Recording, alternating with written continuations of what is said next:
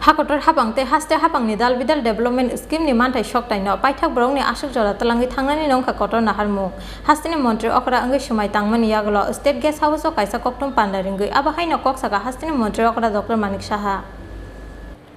paithago kokti salo hastini field sisa chief minister angai Swmai tangkha DrManik Saha kokti salo Rajbhabono chief minister angai bono Swmai tangrika hastini haste pasotto dunarain arya Swmai Tangmani Yakulo DrManik Saha na khumya pharikha kahamya pharka hastini kasa Mantri Okra Biplab Kumar Deb hastini Mantri Okra angai Swmai Tangmani Yakulo state guest house o kaisa Kokthum Panda Ringwi Koktwma Thumnairok bai koksaka hastini Mantri Okra DrManik Saha Kokthum Panda o hastini Mantri Okra DrManik Saha Sakha hastini Mantri Okra angai bini puila samung wngkha kasa Mantri Okra Biplab Kumar Deb ni development samungno swikangi tlangnani aboni logi logi hakotor hapangte haste hapangni dal bidal development scheme ni mantai shoktaino paithak borokni asuk jora trangi thangnani no wngkha kotor naharmung hinui যে আজকে আমি ত্রিপুরা মুখ্যমন্ত্রী হিসাবে শপথ গ্রহণ করেছি মুখ্যমন্ত্রী হিসাবে এটা আমার প্রথম সাংবাদিক সম্মেলন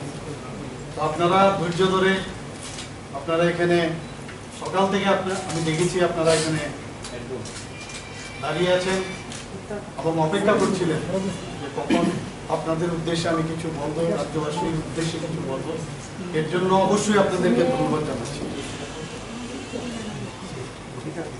দেখুন ভারতীয় জনতা পার্টিতে আমি 2016-তে আমি যোগদান তারপর থেকে আমাকে নিয়মিত বিভিন্ন ধরনের দায়িত্ব দেওয়া হয়েছে প্রথম যে দায়িত্ব দেওয়া হয়েছিল সেই দায়িত্ব হলো সদর আরবানের পৃষ্ঠা প্রমুখ ইনচার্জ এবং আমি চেষ্টা করেছি সততার সাথে সিনসিয়ারিটির সাথে সেই দায়িত্ব পালন করার এবং আমার ভারতীয় জনতা পার্টির কেন্দ্রীয় নেতৃত্ব ওনারা দেখেছেন যে আমি নিষ্ঠার সাথে সেই কাজ সম্পন্ন করেছি সেই সুবাদে আমাকে 2018-তে আমাকে দায়িত্ব দেওয়া হলো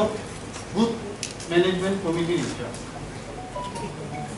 এবং 2018-এর রেজাল্ট আপনারা সবাই জানেন পোলিং এজেন্টের যে ট্রেনিং থেকে শুরু করে সমস্ত বুথগুলো কিভাবে সাজাতে হবে ইলেকশনের সময় সেইগুলোর সব দায়িত্ব আমার উপর ন্যস্ত করা হয়েছিল এবং আমার যে টিম সেই টিমকে নিয়ে আমরা কিন্তু সেই দায়িত্ব আমি খুব ভালোভাবে পালন করি তারপর আমাকে 2019-এ যখন আমাদের সেই পার্লামেন্টারি ইলেকশন হয় সেখানেও আমাকে একই দায়িত্ব দেওয়া হয় বুথ ম্যানেজমেন্ট কমিটি সেই দায়িত্ব আমি চেষ্টা করেছি সঠিকভাবে পালন করার পরবর্তী সময়ে আবার আমাকে দায়িত্ব দেওয়া হলো এবং সেটা কঠিন কাজ সেটা হচ্ছে বুথ ম্যানেজমেন্টের পর আমাকে দেওয়া হলো মেম্বারশিপ ড্রাইভ আমাদের ভারতীয় জনতা পার্টিতে মেম্বারশিপের যে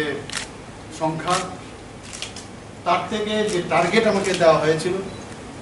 আমাকে প্রায় 3 লাখের মতো আমাকে টার্গেট দেওয়া হয়েছে সেই টার্গেট থেকে আমি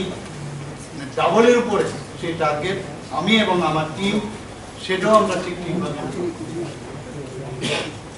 এরপর আপনারা সবাই অবগত আছেন যে আমাকে ভারতীয় জনতা পার্টি ত্রিপুরা প্রদেশে আমাকে সভাপতি করা হয় সেই দায়িত্ব আমি এখনো আছি সেই দায়িত্ব গত 2 বছর ধরে 2 বছরের উপরে 2 ইয়ার্স প্রায় ধরুন 4 মাস থেকে 5 মাস সেটাও আমি ঠিকভাবে চেষ্টা করেছি কাজ করার এবং আমার যে টিম এবং আমাদের পার্টির বুথ স্তর পর্যন্ত